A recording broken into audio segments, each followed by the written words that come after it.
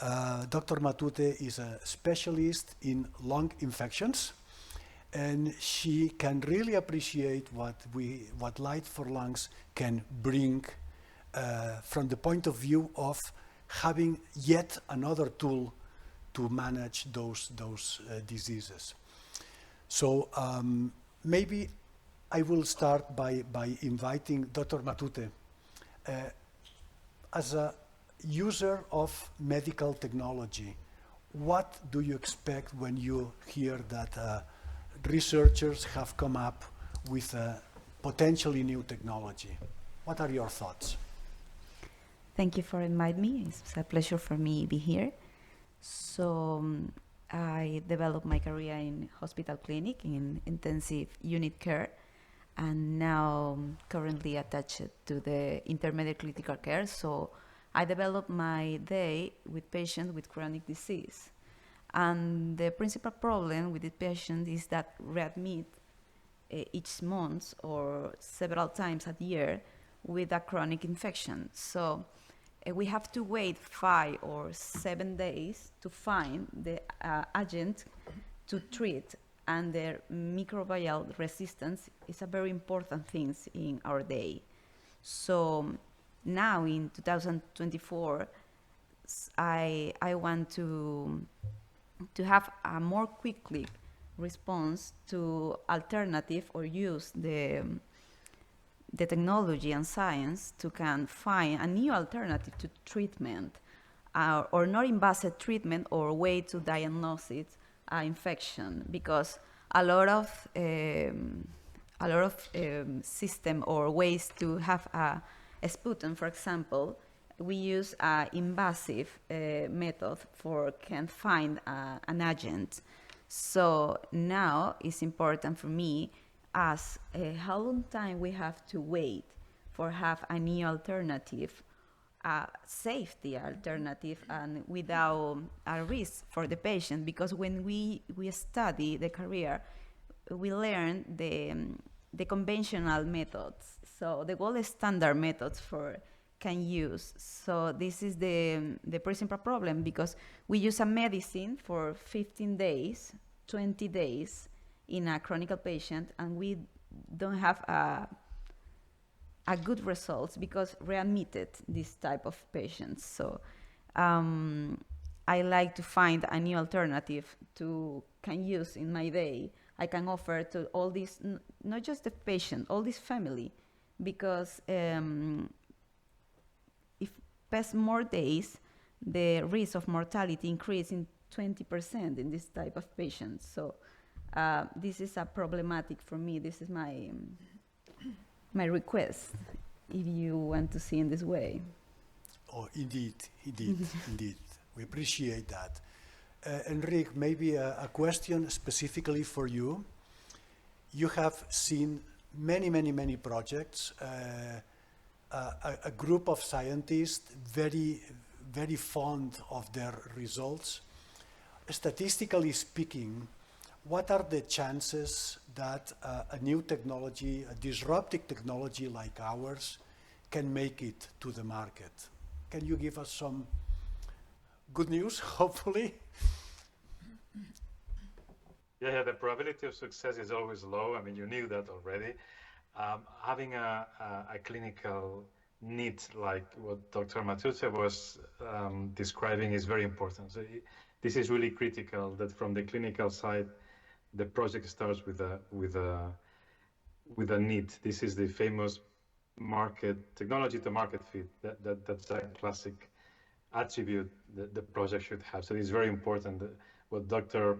Matute is doing, identifying needs.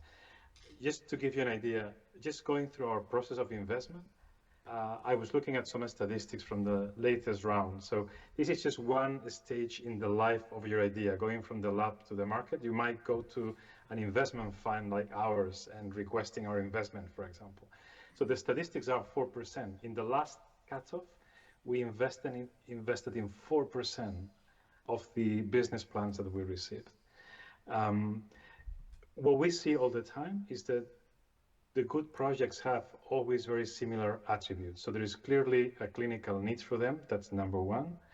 And then the team, the executive team, is typically very experienced. And we see this all the time. So we see very interesting academic projects that initially come with an academic team, but they need to mutate into a business team, an executive team, to be competitive at the investment level.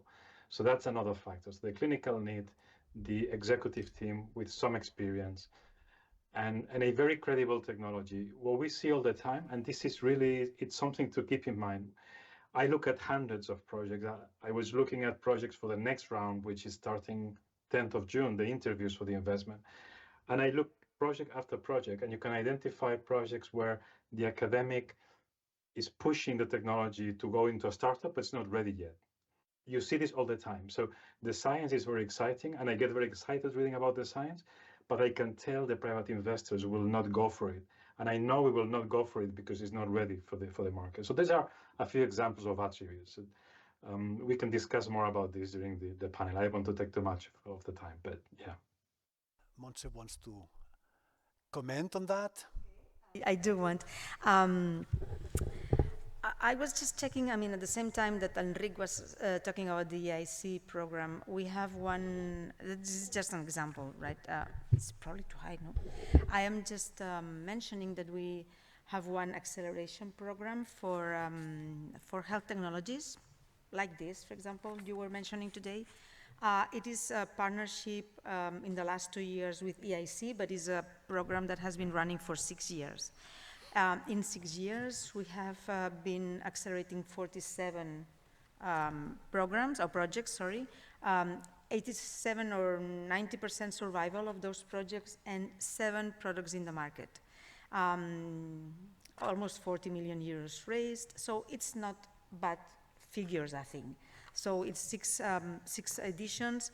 Almost every edition we have one technology that can reach the market and a product in place. So I think this is some figures that are pretty much similar to many other accelerators. So this is the first good news. There's a whole amount of instruments, and more, every time more in Europe and in Catalonia, for example, that support from the idea to the market. And then additionally, in our case, but in many other cases in Europe as well, and you don't need to be here, you can go around, there are the fast track to the market, fast track programs that can identify a technology and then support and let's say accompany this technology reaching the market. It is always connected to the needs. So it's important when we're talking about the needs-led innovation. Sometimes it's a basic research that has to give an answer to that. But then if you are also connected to a need, and then you have also large pharma or corporates that are also looking at this open innovation, these innovation opportunities coming from research organizations or from departments, research departments, they, let's say, are like tracking or scouting these ideas and then somehow intervening at a certain point, licensing, etc. So there's a process in which a researcher can enter, sometimes having someone else in the driving seat, but your technology can reach the market if it's just connected to all those different steps in the way that more and more are organized. I showed you one slide of the adoption landscape that we are promoting for Catalonia, from the knowledge generation to the patients and the market. And everybody has a role there, like mentoring or, let's say, valorization, the health technology assessment. So there's a lot of things in place to have this research reach the market. There's one thing, the need, that is very important.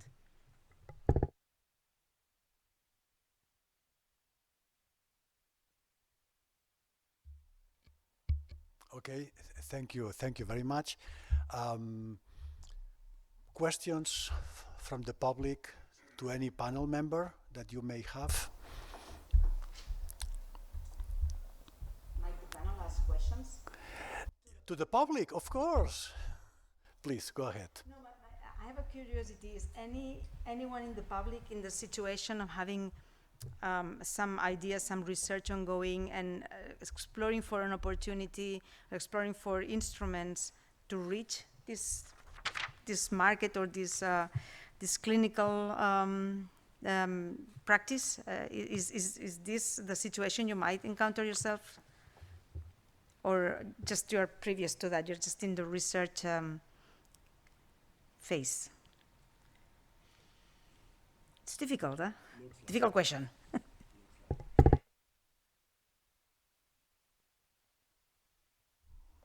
Please go ahead.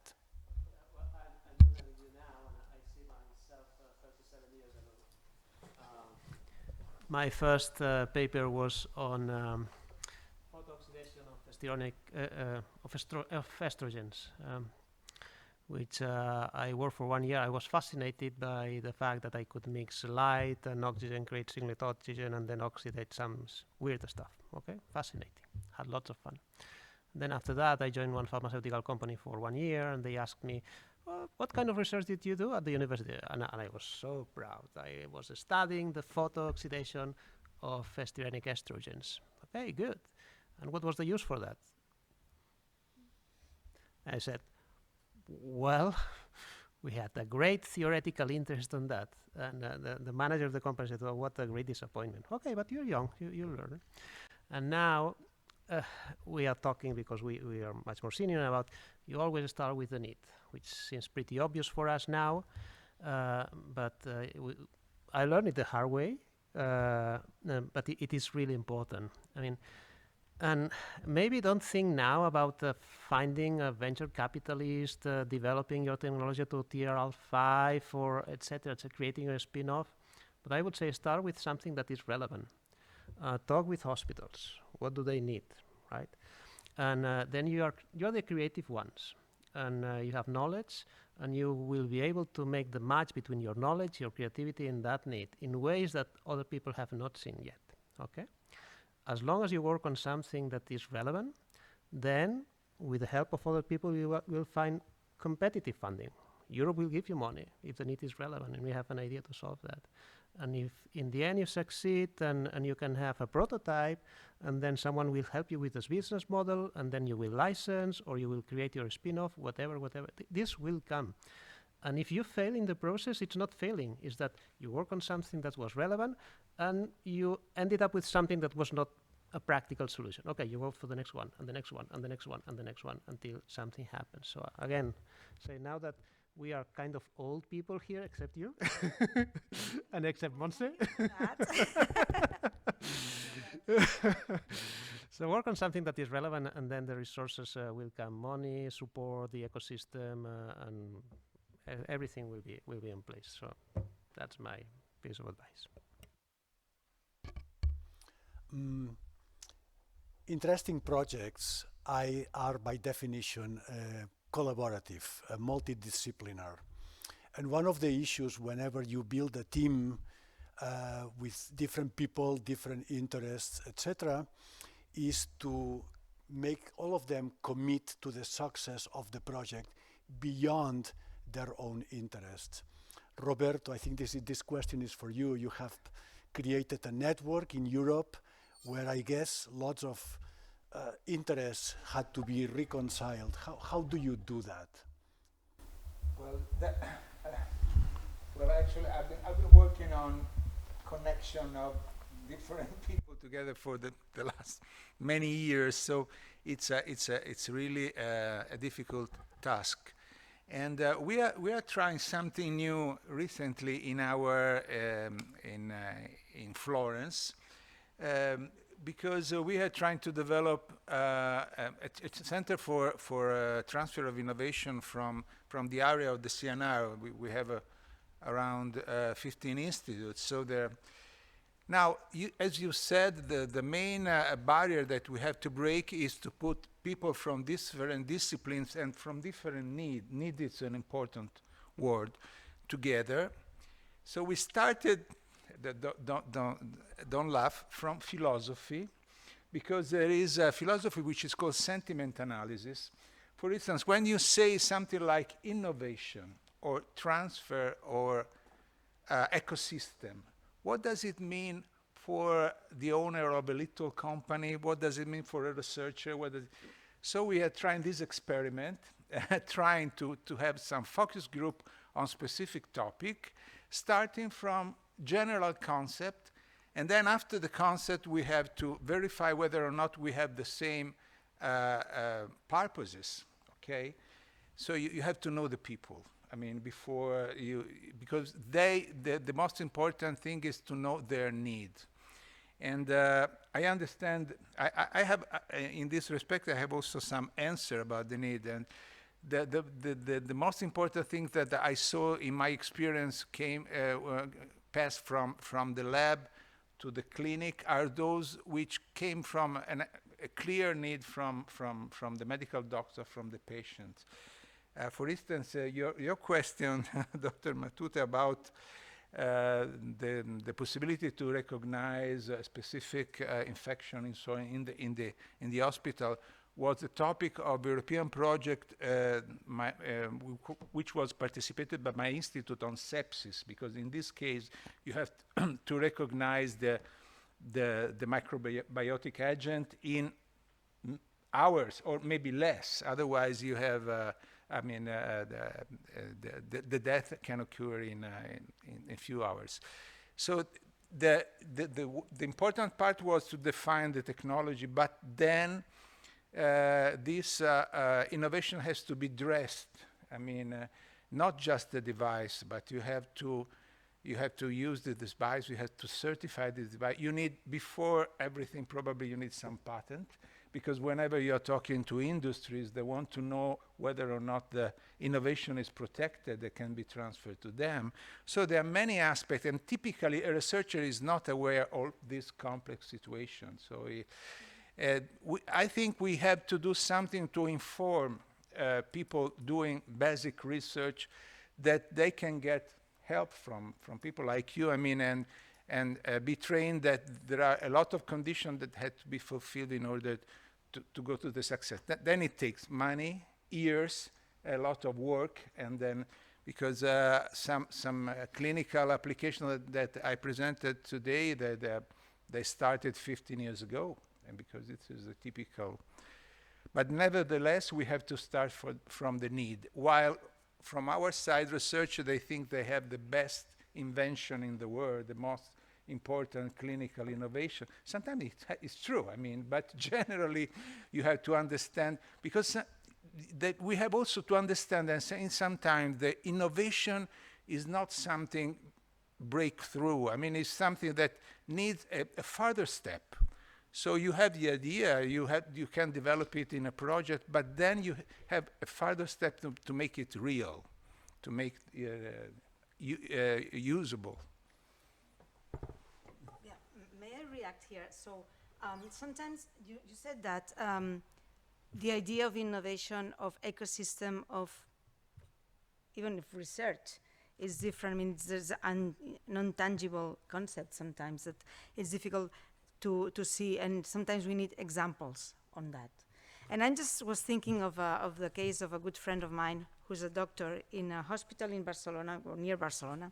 He's a vascular surgeon, okay? So that's an example. He's someone from the clinical practice that is treating people with problems in their vascular system, okay? And then there was one need. He identified one need, something that he was doing and needed something else. So he, as a surgeon, he also became an innovator. It's not a researcher, it's another type, but innovation is generated in several different. So he could do two things, and this is same for you. I mean, you can stick to the research, basic research, which is very good because, you know, solutions need research, so that is very good. But he decided to go for pursuing a solution of his own because there was no solution in the market. So this is what he did. Now, 2 years after that, he's encountered like facing the need to search for a VC or for funding. As it is a medical device, a bunch of problems for the regulatory aspects that are aligned to that, you know, notified bodies, everything that has to do with medical devices. But at the end, I just met him like 2 weeks ago. He said, in the last year, I haven't had any practice at all. I'm just around conferences, partnering, networking, looking for investors, looking to bring my company one step ahead. So this is a way that once you enter, there's a huge path ahead for you, but you have to decide if you are sticking or continuing your career as a researcher, or you want to bring your own solution and look for the need if you identify it. So this is an example of what could happen to any one of us at the end of the day.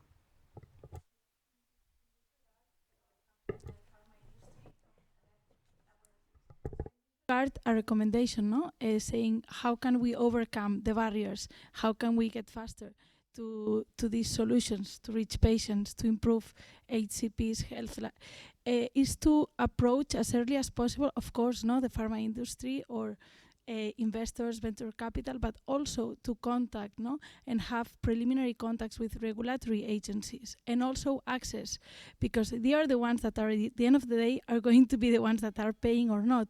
From a business perspective, we need to make sure also, no, because when you present a project to somebody else, you need to, the trigger is the risk, no? So you need to explain, no, how have you diminished the risk in your project. Of course, you can never, no, take it to zero, but the sooner you contact, no, regulatory bodies that you were talking about, access, payers, etc., this is of great importance for investors. So I think this is great. I remember, no, from Dr. Romani's speech, what are the questions that, is this a medical device? Is this something that can be used for animals? No, all these types of questions, and how do we prepare this product for the market at the end of the day? And we can only solve this with regulatory bodies and to involve them as soon as possible. One general aspect that we university or academic researchers face always is something that Enrique mentioned very clearly. At some point, we need to mutate. I think you used the word mutate. I like that word. To mutate the team from researchers to business-oriented people, meaning that we researchers must be ready to hand the power of decision to somebody else. And one of the barriers that we researchers very often identify is that we want to hold the power, but we are not prepared to hold it. So, panel, can you provide good hints? We see lots of people who really want to pick on our ideas, but for free if possible, and that's not something that we are willing to do. So, whenever you collaborate, and collaborating with investors is a sort of collaboration, you need to trust the person you're working with very much. So advice, help here, we do need that. When there's trust, but there's a lot of paperwork as well, so you never go blind to those kind of agreements, that's for sure. Not even the VCs, because they don't want to risk on being blind there. So trust is good, but sign the papers. Enrique, do you want to share a vision Yes. on that aspect? Yes, I was thinking Building the one next of the one of the strategies that seems to work very well to do this transition is to start with networking. I think this is linked to what Montse mentioned before. When you are in an academic team that's really publishing very well, like high impact factor papers, that's one environment. It's very academic. The way you think is very creative. But then there are other environments which are completely different. Dynamics completely different. People are completely different. And what we see is that when we see scientists going out of those environments, meeting other people, networking in a context, maybe accelerators, like Monse was saying, or science to market academies, or you get a project from the commission, you get a coach, the coach introduces you to somebody else, network a little bit, you immediately see people who can take those roles. The other thing is that I think it takes many hours to build trust with somebody. So I think it's a bit connected to talking to regulators that was mentioned by somebody in the audience, I believe. You build personal relationships over time, because if somebody sends you a CV saying, I want to be the CEO of your newest startup, and you don't know this person, you will never make this jump. You need to build the trust, and this requires networking, talking to people, building your network, and then you build around you people that you know. You can call them up and say, look, this year I have this PhD student who's brilliant, and this person has done this fantastic result. Have a look at this. And then this person comes to your lab, meets your team, and you are the academic leader. You don't have to become a business person. This is what I see all the time, and I look back at my time in academia and I see that people could have a lot of fun and be very productive in academia or in industry, and you don't need to try to be on both sides successfully. You just build your network, get out of your comfort zone, and then you connect with people, and then things happen. An environment is really important. We have in the panel two scientists, Christian Pletzer and Giovanni, who have started companies or at least tried to approach the market. What's your vision on that? The two of you. I think a provocative question could be, who's afraid of the business? Like my experience, I am basically a researcher. Then we started the startup, which is still there, which is already a result after a few years. So I remember my feeling when I did only research, only saying, oh, I want to do research, what I am affording now, what is that? It's not for me because I wanted to stay in the lab.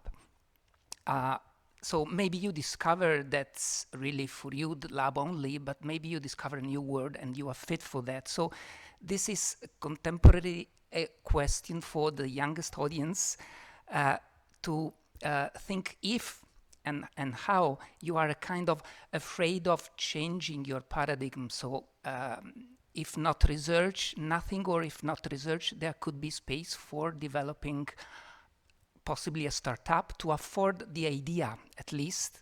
What do you think about that? Is it true that there are some barriers inside us to afford changing our paradigm? And at the same time, I agree with Dr. Claverol, and I think that he clearly, in judging projects, can see at a glance when a project is done in the perspective of research only, masked, let's say, by a real business idea or not. And maybe from this he could be able to give some hints on the difference between not regarding the idea, but the way you build up the idea, the way you present it. So first, I was curious, if you want, of course, to know whether there are any barriers, which are good barriers, I mean, that normal, just to understand. That was my case. Henrik, do you want to Barriers. answer that question? Yes. Barriers in what sense? If there are some barriers in terms of the kind of ideas or how they are presented, what do you mean?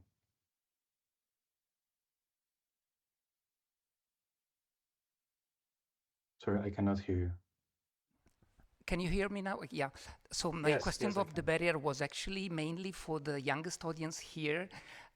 So if they feel that there is a kind of a barrier inside them to afford the idea of a more business-oriented activity, a more lab-to-patient activity, this was my first question. Yes. And for Dr. Claverol, instead was, I guess, I may suppose that as you judge many projects, you see projects that at a glance seem better than others, not only for the idea, but for the way you pose the idea, the way that witnesses that the people who wrote the project are really willing to solve a need, as was mentioned before, and in the good way. Yes, yes, sure. Yeah, absolutely. When you look at the way the idea is presented, you can see some patterns. One pattern is when you present an idea. Look, I'll give you an example. Today, I was looking at abstracts because the 10th of June, we do interviews to decide the investments. And I can only do 4 meetings back to back per day. So I do one personal interview, I have a 30-minute break, another interview, and I do 4 of those back to back, Monday to Friday. And I have to select one out of each 10 or something, maybe 1 out of 6, because there are so many medtech projects and I don't have that many slots, even though I do all the possible slots. So I quickly look at the abstract and decide if I attend the interview. That doesn't decrease the chances. It means that I already pre-filter a little bit just based on 2 paragraphs, because that's one of the factors you have to keep in mind, that many people just don't have the time to read in detail every single project. I need to select to which interviews I will go. That doesn't mean the ones I don't go to are not funded. And that doesn't mean anything. It just, for me, I do a pre-filtering, and that pre-filtering can be useful to you. So first, I look at the story. If the story sounds very familiar, it's the same thing again, I lose interest. And I do this kind of automatically. I shouldn't sort of pick on specific examples, but sometimes I see the same topic dealt with in the same way, and I miss the uniqueness. Whereas when I see a situation where a scientist says, I've published these 2-3 seminal papers discovering this new specific approach, or this use of whatever, that's unique, that's an open window of opportunity, then I see this project in a different light. So that's one thing. If the science is very unique and very strong, and I see a window of opportunity, I focus on that one. Whereas if I see the same thing again, then I kind of do not go into that. It should show very obviously. The other thing when I go into the project is the team. Everybody says that again and again. It's absolutely true. You have only like an hour or 2 hours per project to decide if they are moved on to the next stage. And you use all your senses. You're there in front of these human beings, and you try to understand the history of the person. Is this a person who comes from Medtronic or Boston Scientific? Is this person from sales, from marketing? Is this person from the scientific side? What's the story behind it? Have they done something similar in the past? So that's really important. If you have an idea that's very unique, there's a solid high impact factor paper behind it, and you build or you attract a team. You don't need, as an academic, to spend many hours assembling a team. You can just pick up the phone, use your contacts, which you've built having coffee here and there, networking in the local ecosystem or in the international ecosystem. You pick up the phone and say, look, I have this new set of papers. Come over and have a look at this. And this person might build a team of experienced executives. Your same idea looks very different compared to a situation where your PhD student is put in front of the investors who are looking for confidence and track record. You can still have your PhD students mature and become really good executives, but it takes a bit of time. So building an executive team around a unique idea and presenting that team, it really makes a difference. And I would go on and on, but I don't want to take too much time. But there are like 5, 6, 7 attributes that really make the idea look different. This is absolutely true, yes. Okay, thank you very much. Christian Pletzer, you want to share something? Yes, I want to come back to the original question. Is the microphone on? Yes. Well, I think one of the most exciting experiences for a researcher is that their own research will end up in a final product that the society will benefit from, and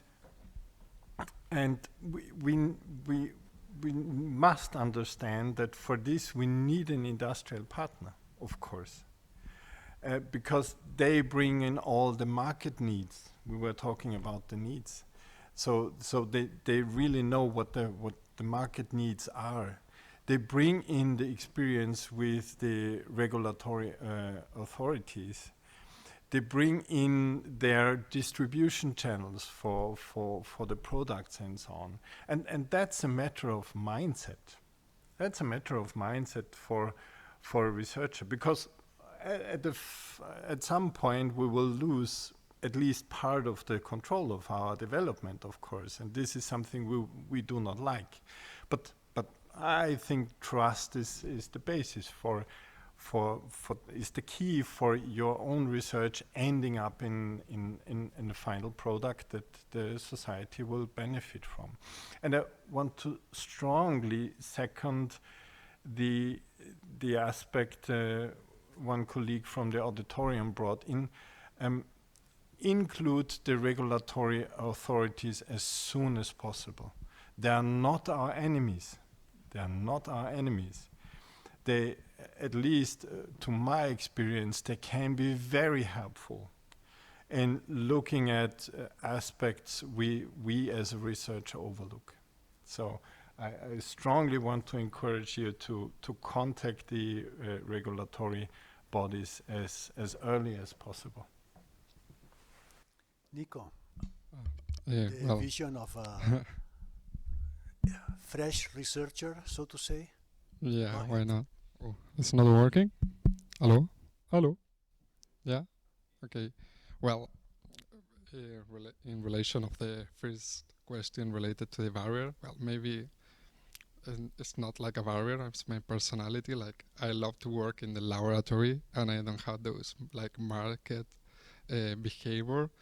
But for example, I was thinking that maybe can be something more related to that innovation of the from the bench to the bedside, about the competition between different sites. For example, when I was studying my graduate, like maybe it's because all of those professors becomes from academics related to states, United States, but I have that feeling maybe that different and even here professor from Spain are talking more about to FDA approve more than EMA maybe. I don't know if there's like you feel like a gap, or is like how is the competition related to other continents, and start with the same that we was explained, related more about the comparisons about countries in Europe. But for example, in my field, like it's more nanotechnology field, like almost of the publications, the principals come from Asia and the second ones are from United States. And actually have several friends from Chile that are traveling and are making startups and going to United States, and they have the same, maybe it's not fast, but they feel more comfortable with the American market. And from Chile they say, all right, now we can like putting in the market, but let's talk to United States. In Europe, sometimes it's more difficult to go inside in the market, or the Chinese, for example, that they buy a lot of the stuff or products that can be developed. So I don't know, maybe I'm answering with another question, but for example, that you was working with develop devices with patents. I don't know if you have maybe that, or you can have like a position related to contrast how it's working the patents in the world, like.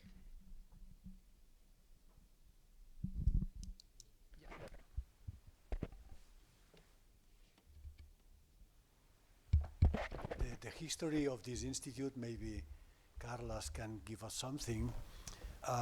If we go like 50 years back, I would say that almost every student dreamed of creating a company.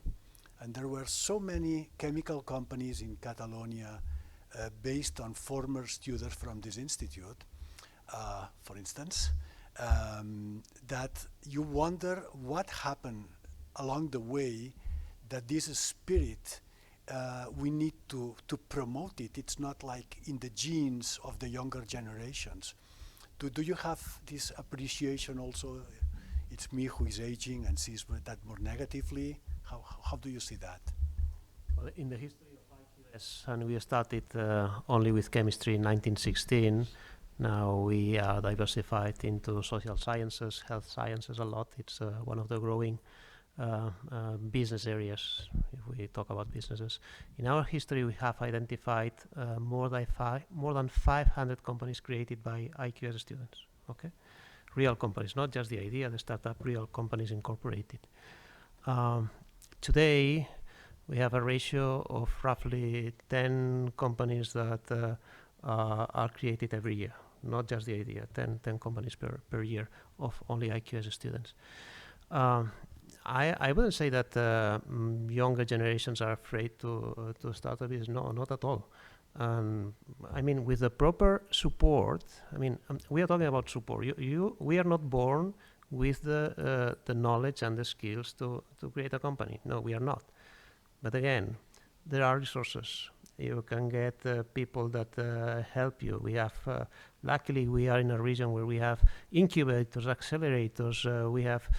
We are not the top in Europe about venture capital, but we do have some resources.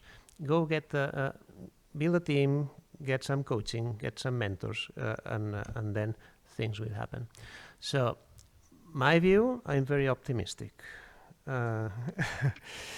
And I think that you are living in, for you guys, in a part of Spain and a part of Europe that is innovation friendly and a friendly ecosystem for spin-offs and startups.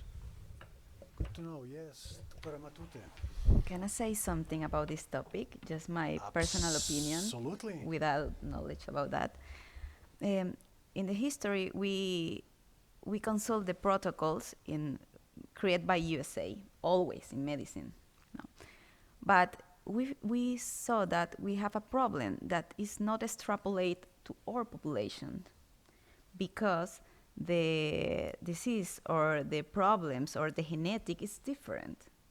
So maybe we have to think, because I'm a young research too, that what I need in the place that I work or that I live. So this is important because I can create something or I can have some idea that I can develop in my area. It's not important what the other countries or create, no, what I need in this place. This could be an important reflection that we need to do because it's simply, you can find more ideas if you are pending or you are looking or you can hear about the people or population that can explain to you. And we never do that because we think that someone else can do better than us. So this is my personal opinion. No.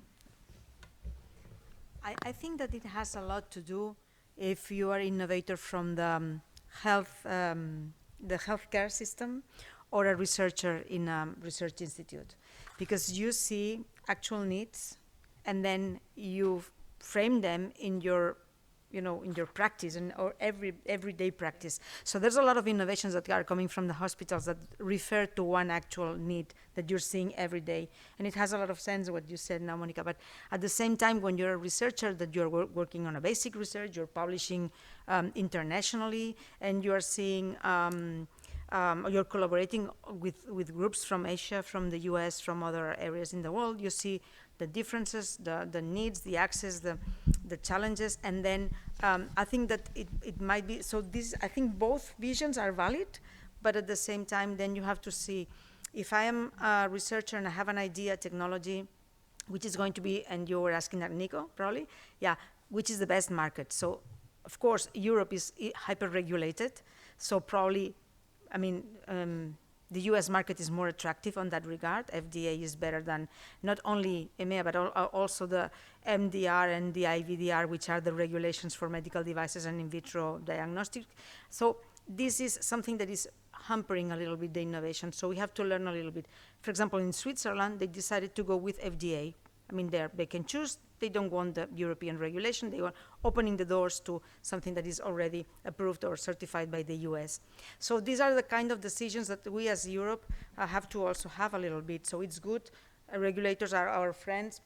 But at the same time, we have to also advocate a little bit as innovators to them, saying, okay, regulation cannot be a hamper to innovation. So it is very good to see that there are examples of people that prefer to go abroad, because in Europe we cannot lose this path towards other regions. So I think you made a quantum leap. We went from the research to already the market, but I think it is also important because you as an innovator, you have to look forward what we are going to meet in the next years if you follow this path. And also adding to this point, no, it's always from a business perspective, no, the market of US is one market, one regulation, 300 million population, right? And the payers, the insurance is mostly privately, right? Here in Europe, we are dealing with even if you have a European approval, no, from EMA, after you have to go to all the access, the payers, on a country by country. Then after on a country by country, you go on a region by region. Sometimes on a hospital by hospital. This is not the way that access is working in the US. This is why, no, the access in the US is faster, is the prices are higher, because you don't need, I don't know if it's working, because you don't need to negotiate so much, no, with so many different bodies, and this is why I think your friends, no, they are heading the US market first, also the Latin American market. There you have an issue maybe with patents and competitors. I wouldn't go so much there. And also in Asia, no? Asia is a very attractive market, but then the clinical data, mostly you need to duplicate, no? It's not valid, the results that you're getting from a clinical trial in US or in European population to Asian. But I think this is led to regulatory difficulties or complexities and a lot access. So this is the other body that we need to involve them as soon as possible. They are the ones that are going to be our key, no, our door openers in the future, and we need to involve them as soon as possible as a proposal. Like this message. We are about at the end of the session, I would say. So I am asking each of you members of the panel, can you send one, if possible, positive message to the audience regarding the theme of this session, from the lab to the patient? From your perspective, one key message that you want people to take home? Enrique, do you want to start?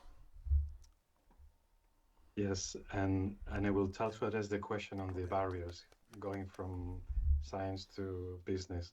Some months ago, we cannot hear you. It's okay. Oh, I'm not muted. I'm okay. No, it's. Can you hear me? Can you hear now me? It's okay, please. Oh, okay. No, I was going. My final positive thought is related to the barriers question. Maybe also trying to address this question on barriers that particularly young scientists might feel against or hampering the transition to business. Just one quick example. Some months ago, I met a person from Medtronic who's a VP in Medtronic, and there are many VPs. I initially thought there were, VPs were really, really high in the hierarchy. There's so many VPs. But this vice president is in charge of this nerve denervation project that Medtronic has been trying for a while. And it kind of failed recently. And he was telling me, we have invested like €1 billion, but we take risk. But he said one quick comment I wanted to share with you. He said, look, if you're a young person and you shouldn't feel the risk in setting up a company or trying new technologies, because he said, he's a VP at Medtronic. He says, if you set up a company and you're in your 30s and you fail, who cares? I will hire you. I mean, he needs this sort of people for their companies. So taking risks, it's not real risk. We perceive it as a lot of risk, but it's not real risk. If you try to set up a company, you learn about regulatory framework, you develop technology, you get to know the regulatory bodies, you get to know a market. Which risk are you taking? You perceive a lot of risk, but you're learning so much that your value keeps going up and up, regardless of revenue you achieve or profitability. That doesn't matter. Your value goes up at every risk you're taking in this business. I would really encourage you to follow the words of this colleague from Medtronic and take some risks. Thank you. Thank you very much. Roberto? I don't have a final sentence but collaboration is very important. Understand all the expertise that all the information that you can get from the different side. It is very important if you need to bring your innovation to the final application. And as he said, that don't be afraid of failing, of fail, because you learn a lot of things if you fail. And so imagine how is the rate of success of something that has to pass so many doors to arrive at the final application. So you start, let's say, 20 project, but they arrived at the pension just 2 of them. So, but you have learned a lot of things during this time, and I think this is the most important thing, because the next time you'll be much more aware what is needed, what you have to ask to some other people in order to be successful, and so on. If this is your intention. Otherwise, if you want to work in a lab, and this is what fills your soul of, okay, this is also good. I mean, we need both type of people. So you can also change. It depends on during the course of your life if your enthusiasm is kept by different situation. But I think collaboration, working with people is the key factor. Thank you. Also, Giovanni, your message? Okay, so I was born in the field of single molecule biophysics, so that was a very basic thing of how DNA is stretched and twisted, and I loved that, and it seemed I loved only that. Then I ended in a group dealing with photobiology and photophysics, and now one of the best things in the last months that happened to us, to the startup, was a person whom I didn't know writing to the info, okay, of the email, asking whether the product was on the market or not, because she could not eradicate the infection in the stomach. So that was a beautiful, I mean, in itself, I'm very sorry for her, but I'm not discussing that, I'm discussing my reaction. So the reaction is, it's beautiful, and I didn't think I could love that so much, to go from lab to patient. So there are many things that I'm sure you are open, so continue to be open. There could be things that you don't know now that you may love even more than the things you're doing now. Thank you. Thank you, Giovanni. Christian? Yes, my concluding message is directed to the Light4Lungs consortium. Once more, I want to congratulate you to what you have achieved. You can be very proud because you made the impossible possible. There is need for what you have developed, and I can strongly encourage you to move on, to continue to work on your concept, and to finally bring it to the patients. The path might not be too easy and not too smooth. There will be stumble stones, but believe me, it's worth it.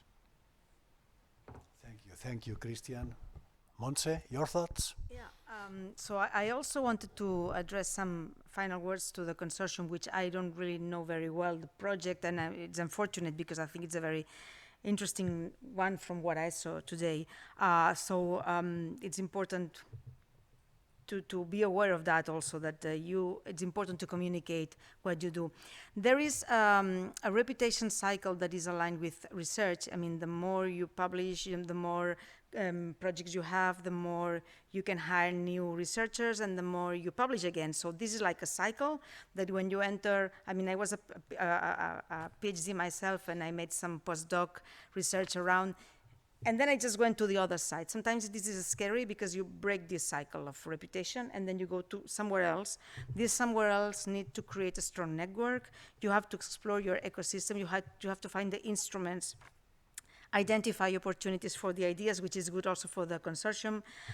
Check which instruments are at hand. And whereas, now the good news is there's many, many more of that than years ago when I was a researcher myself. So I think One last word would be look for the impact of what you do. I mean, when you think in terms of impact, then you realize that only those things that are transformative are the ones that are going to help the society, the population, to be, I mean, better health and better situations as a whole. So this is the idea. Keep the impact idea on your side. That was from my side. Thank you very much. Dora Matute. Well, Monica? I think that the basic and clinical line is possible that work together. Maybe need contacts, patients, and a lot of time, but don't lose your point of view about your principal idea. Yeah, and this addressed to the PhD students and postdocs. Honestly, you have one of the most fascinating jobs in the world, that is solving problems through science. I was there, and I went to the other side too, so I'm still missing it. Don't be scared as long as you collaborate. I mean, you alone, I mean, 2, 3, a small team will accomplish nothing. So you have to work in networks like this one. That's the only way to survive. And then don't think too much about how I'm going to go through all the regulatory, the millions I will need. Honestly, in health sciences, at some point you will exit. I mean, to bring one new molecule, one new treatment that really works, you will need billions, right? You don't have that. At some point, you will reach the point that someone will buy you, will buy your company, because you have reached proof of concept that is solid enough for one pharmaceutical company to sell it to the world. So if you reach that point, that's okay. And so what has to be done after that, professionals will do it. If you reach that point, you will get filthy rich as well. So that's a bonus. Don't dream about creating your next pharmaceutical company. Concentrate on the problem, your network, work on your talent and your skills, and then get help, and things will happen.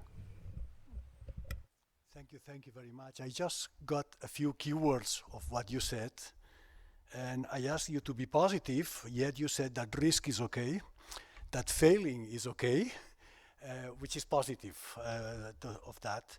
Collaboration is essential. Do what you love. I think that's all of them are very important messages. And especially in the context of the Light4Lungs project, somebody used the term persistence. Persistence is important to succeed.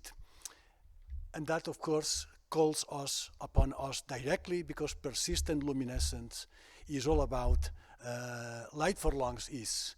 So be persistent, look for the impact of what you do, never lose sight of your idea, and final message by Carlos, at some point you will succeed. Let's hope for that. So thank you all for being here today. Thank you all for this fantastic science that we have shared and ideas, and I really appreciate your thoughts and contributions, and thank you, public, for being here. That's about the end of this. Thank you. Thank you, everyone. Thank you.